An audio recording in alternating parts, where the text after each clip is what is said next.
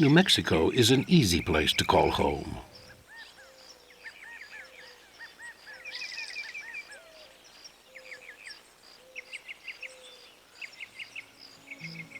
When I first saw Santa Fe, the old part seemed to be like picture book stuff that somebody had dreamed up and then had found it comfortable to live in.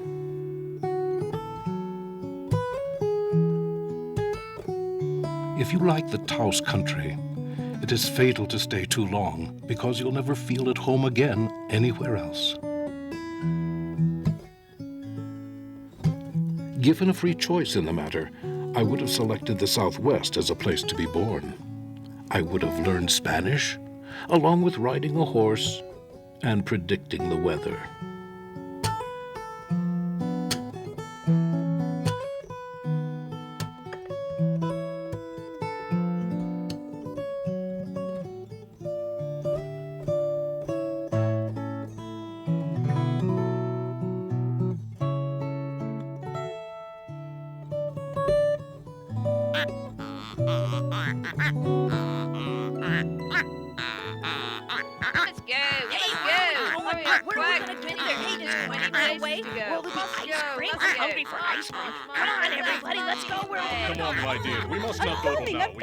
I don't want to miss anything in the parade. Are you all right there, my dear? Can you step lively then? Just fine. Well, let's go on with the parade. Hold on, wait for me. I'm new around here. Now, don't leave without me. Such a beautiful day for taking pictures, isn't it? Oh, hello. Hey, don't forget me. I'm taking the scenic route. Hey, wait. Come on, wait for me. He was a very pleasant fellow. He many times came down to our shop, and he always seemed to be smiling.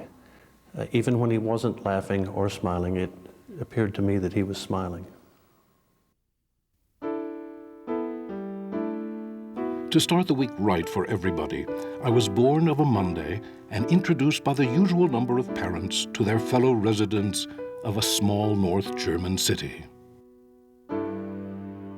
Our family lived in one of those narrow houses, pinched in between others, seemingly dating from the Middle Ages. Not quite as picturesque as some I've seen on German postcards, but the dank atmosphere surrounding it was identical with that of the best of them. My mother, with an eye to the future of her children, dreamed of America. We embarked on a liner with a band playing airs of farewell songs. A bundle of drawings made at odd times with determination to become really useful received from me an apprenticeship in an engraving establishment which required my working gratis for a long period with the privilege of sweeping the establishment and running errands. Changing jobs was no solution, so I found it advisable to remove my drawing board and color box to a small studio of my own, where I worked hard and in between times grabbed fragments of the education I had missed in earlier years. Since I am fundamentally a craftsman, the print was for me a way out of a blind alley. While there was a great deal of uncertainty, my direction was never disturbed, not even by an accidental interview with a phrenologist, who with his glasses pushed back over his perspiring forehead, solemnly calipered the bumps on my head, and then gave me a complete chart to prove why I would make a good doctor or eye surgeon.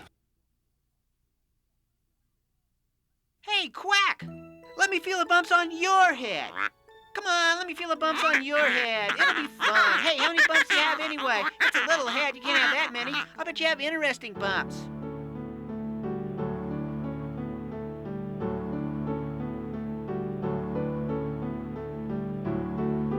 The creation of that perfect thing we recognize as art is given to all too few of us. When it happens, it transcends time and is rightly included or added to the treasures that have stirred the imagination of past centuries. But art is a kind of tyrant. It came to me dressed up in wanderlust.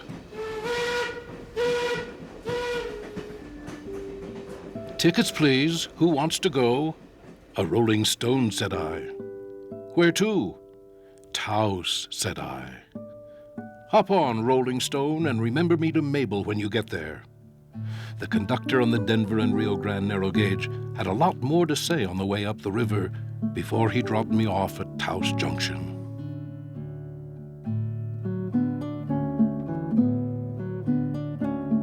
There is no mountain so tall as when you see it from level prairie ground.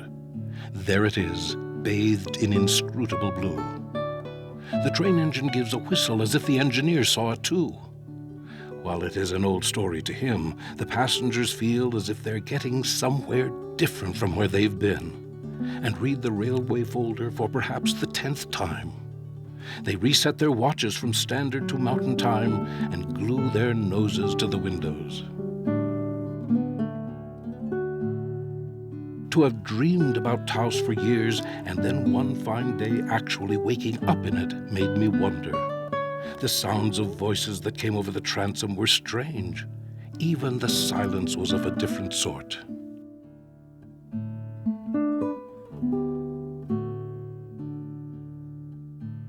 What I saw and felt at the time had no relation to my earlier notion of the great American desert. People actually lived here. And what appeared more strange, they spoke Spanish and several Indian tongues. And they seemed to belong much more than I or my Eastern friends. It was no desert. Here were friendly and intensely green fields between immense stretches of soothing loneliness, where if you greeted a passing fellow man, you could do so without injuring his toes or chafing your elbows. The houses looked as if they had been pushed up out of the ground to have a roof clapped on them. It looked like something out of biblical history that had been preserved all these years. When I first came, of course, I met them before I had, well, just about the time, I suppose, that I met my husband-to-be. And Gus had made a very lovely painting, which he suggested to John that he hang in the house that he was building, which was had very big spaces and a very nice living room. And so Gus said, why don't you take that painting and hang it over the fireplace? It would look good. And if anybody wants to buy it, it's for sale. And so the morning that we were to get married, at the door of John's house arrived a messenger with a very scruffy little bit of paper in his hand. I think it was a little boy. And it was just a piece of paper torn from a little notebook, and it said, "Keep the painting, love, Gus." And so it was just an incredible start to our married life, as you can imagine, to have such a work of art and so much kindness behind it from such a special person.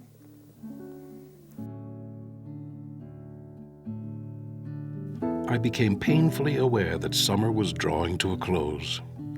I had investigated the mountain and desert and all the fascinating corners of Taos, but learned too late that a palette and theories regarding color east of the Mississippi should all be tossed in the river as you cross on the bridge.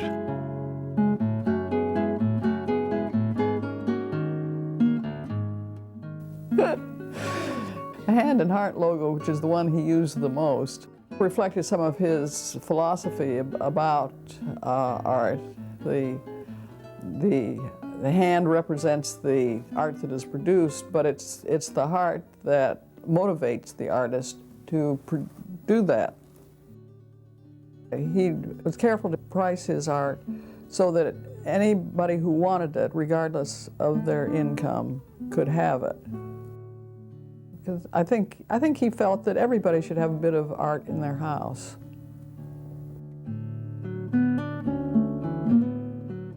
Seeing a long mountain range from the distance always makes me wonder what is back of it.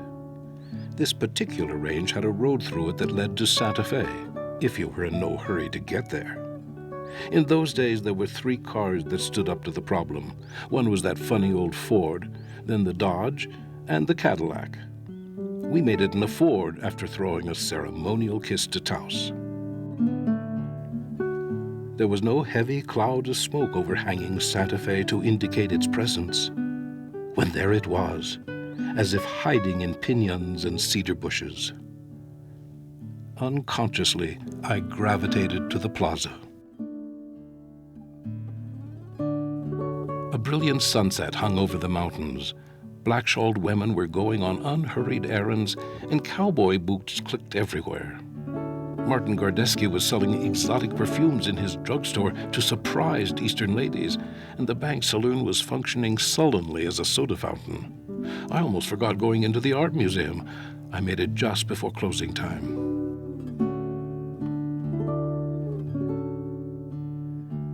He was dead serious about art. He was very flexible. He was interested in modern art. He was very interested in Max Ernst. Took a trip to Arizona to meet him one time. I'd say he's very eclectic in his view on art. He was willing to consider what the person had to offer and then made his decision.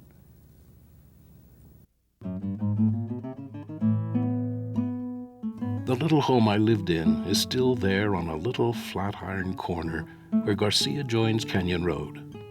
It had a white picket fence that enclosed a garden where zinnias and marigolds grew rampant.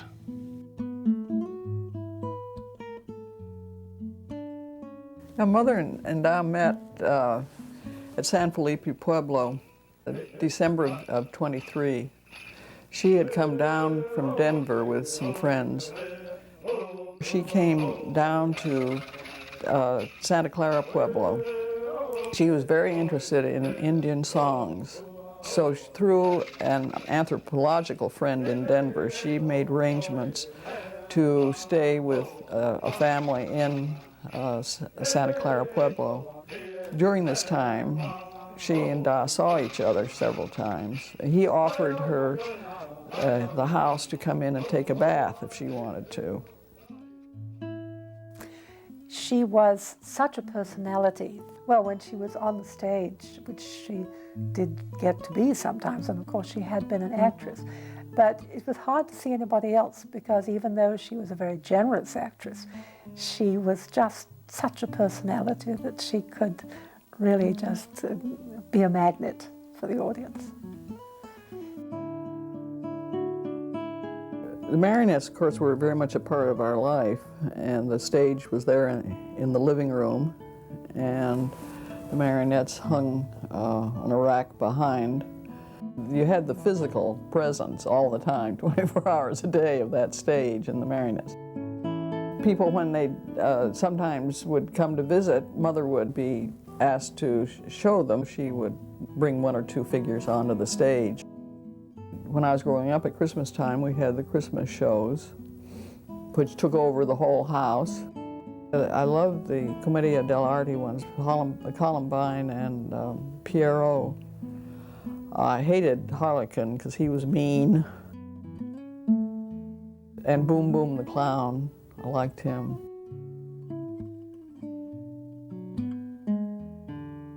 All right, are you ready?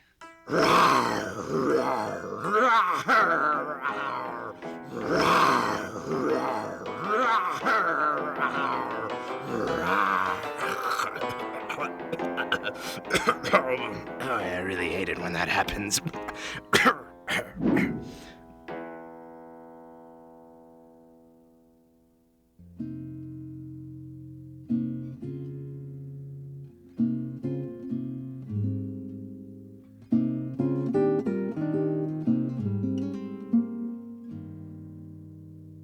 The Pajarito Plateau was a wonderful out-of-this-world place where you could wander and wonder no end while an occasional bear or deer crossed your tracks. And it's curious how on this deserted plateau, human voices still seem to vibrate somewhere. Among bird notes, an occasional ripple of water, and in the singing of the pines. Long before the invention of symbols and the development of an alphabet, man recorded impressions of his visual world by means of pictures. While not always profound, it is nevertheless remarkable appearing as it did long before art was taught in schools or written about in books. To find a common ground for the two professions of artist and archaeologist, I suppose we can say that one is interested in bones, while the other is more interested in the skin of things. And I think he did have an amazing capacity for entering into the spirit of whatever he was working with, a tree in springtime or a child playing in the garden in one of his old prints.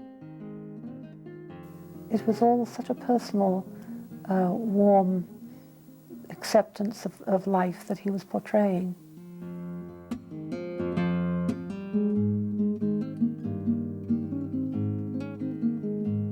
I believe the pack rat instinct that makes us carry off things of all sorts may eventually be our undoing. But then I have it too, so I'll be undone with the rest of the tourists. To me, a piece of petrified wood is irresistible. Even now, there are samples of colored sand in my storeroom from the red, the blue, the white, and the black forests in Arizona. Colors that shimmered with rainbow iridescence until I thought I had discovered a new source of pigment. What I could not bring with them was the atmosphere that made their color. Someday I'll take that sand back where it belongs.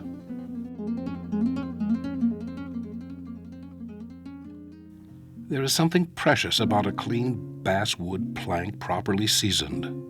The gouge, sharpened to a hair's edge, sinks in and comes out of the wood at just the right time. How long does it take to make a woodcut? It's not often that the state of mind, the sharpness of tools, and unusual interest in a problem combine to create a mood whereby the tool needs little guidance.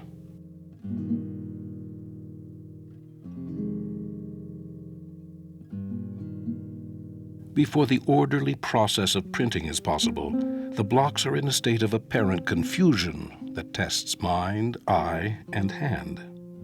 Since each print involves about 5 blocks, you can extend your dexterity still further by starting several sets at once.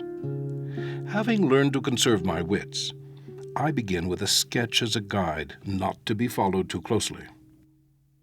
The charm of a color woodcut is usually a byproduct of good craftsmanship and does not become apparent until the print is thoroughly dried, when all the colors are amalgamated and set.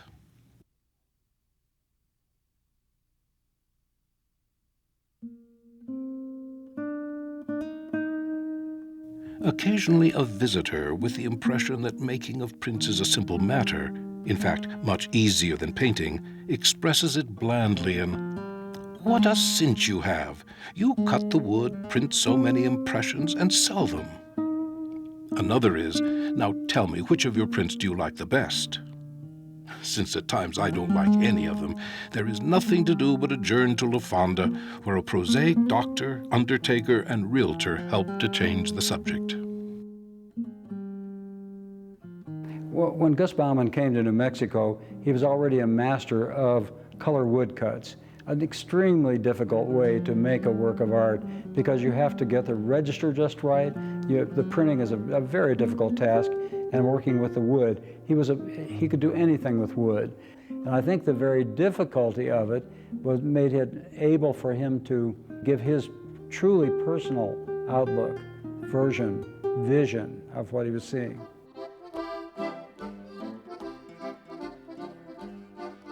Every town of Spanish origin in the course of the year breaks routine activity with a few days of relaxation that go to make up a fiesta. Some years ago, the artists and writers, with pent-up desires to break routine with a real bust, decided this might be the time to do something about it.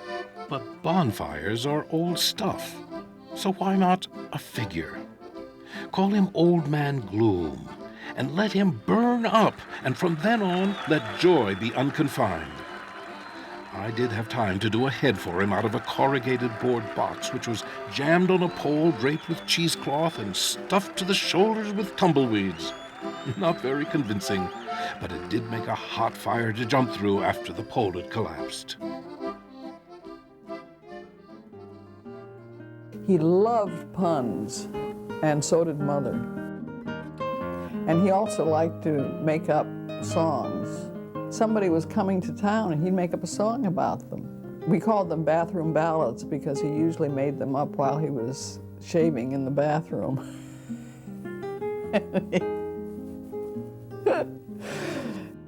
He made a house for me in the backyard, and for a while I could fit in it, but it wasn't too long before I couldn't fit in it. So it sort of became a dollhouse, but it had little curtains and it had a little linoleum floor.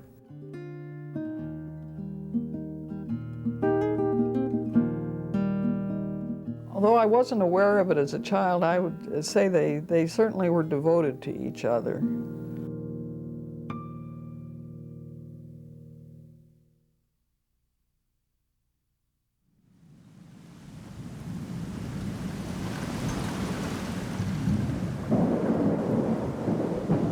With all the wide expanse of horizon to observe them in, rains here take on a new meaning. A steady, gentle downpour of benefit to the land may turn into cloudbursts carrying fertile fields into raging arroyos. Without a tall, spired, man-made structure to bridge the void between the seen and the unseen, the Indian dances and prayerfully asks a blue-black downpour of rain to come out of the mountains and spread over his fields. That the rain might have come anyway is beside the point. Something happened that makes for a balance between sky, earth, and man.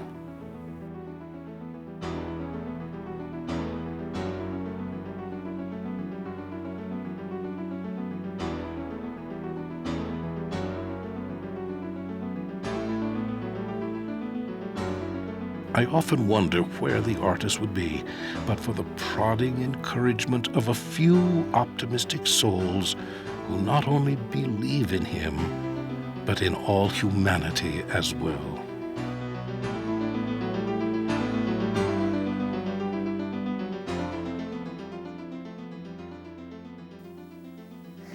Gustave Baumann was an artist in his work and in his life.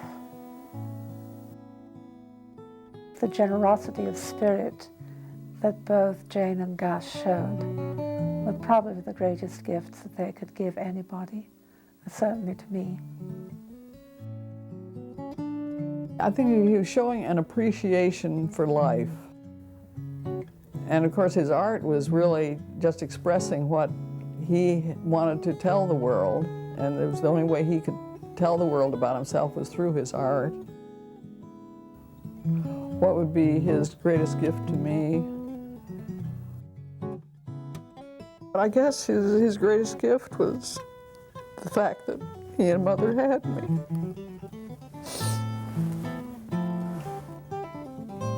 And I'm just very proud of it.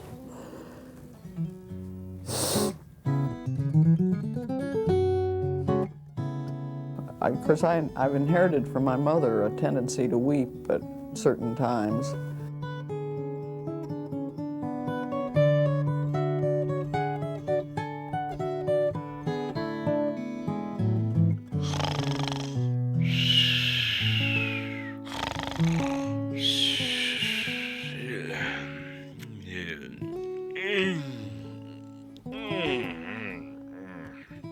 Da, where do horny toads sleep?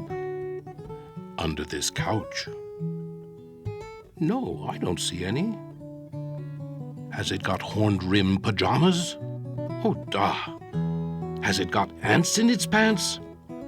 No, I don't see any horny toad at all, but I saw one this morning in the yard, and it didn't have a thing on but horns. Oh, Anne, that won't do.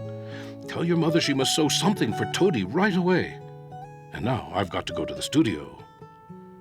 Da, why do you go out to the studio?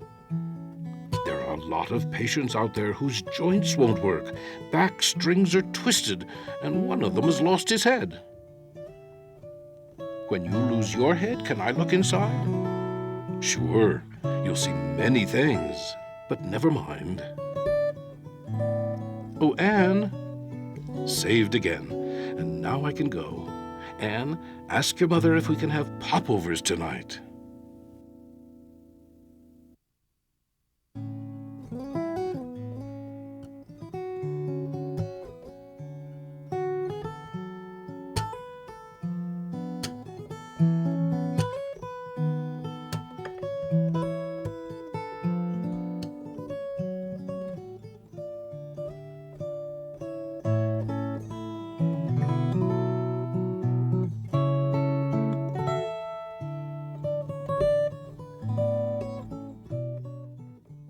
This Coloris program is available on home video cassette for $19.95 plus shipping and handling.